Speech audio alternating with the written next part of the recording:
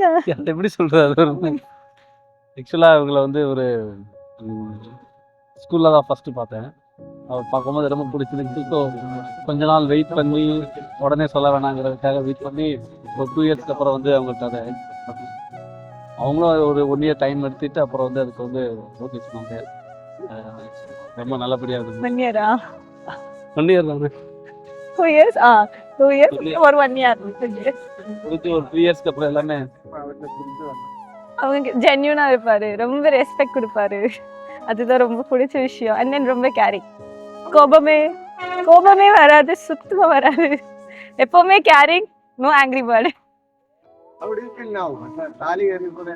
ரொம்ப ஹாப்பியா இருக்கு. ரொம்ப நாள் கனவு 1 இயரா வெயிட் பண்ணி அதுக்கப்புறம் இப்போ மேரேஜ் ஆயிடுக்கு. ரொம்ப சந்தோஷமா இருக்குது. அது எப்படி நிறைய பேச மாட்டேன், அதனால அதெல்லாம் எப்படி எக்ஸ்பிரஸ் பண்ணுறதுன்னு சொல்லி தெரியல அந்த அளவுக்கு.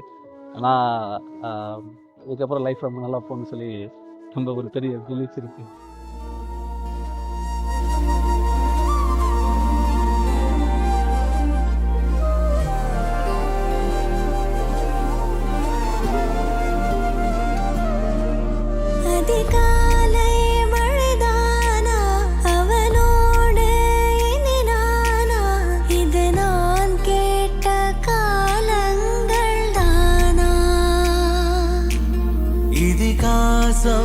இதுதானா இவளோடு நடந்தேனா, இந்த மாயத்தில் நானும் விழுந்தேனா. உயிரே உயிரே உறையும் உயிரே, இனிமேல் நீதானா. உயிரே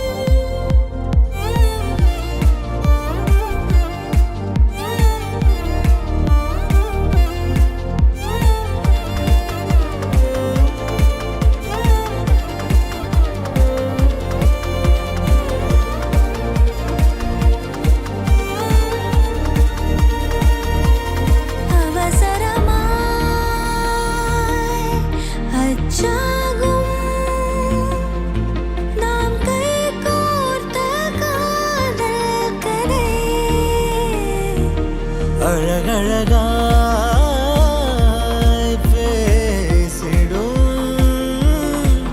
நாம் மண்ணோடு வாழும் வரை,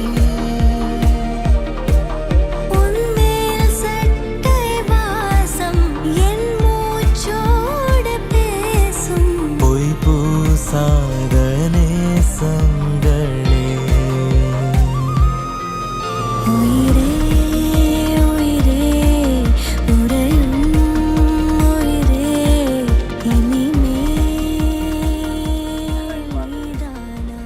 ஃபர்ஸ்ட் டைம் பார்த்தது ஆக்சுவலாக ஒரு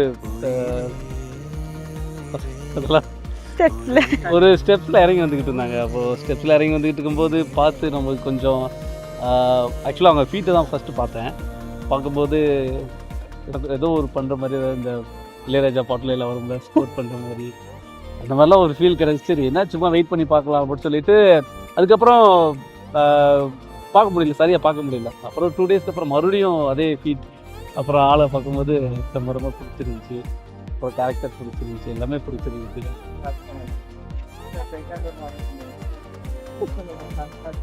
இது எல்லாமே பார்த்து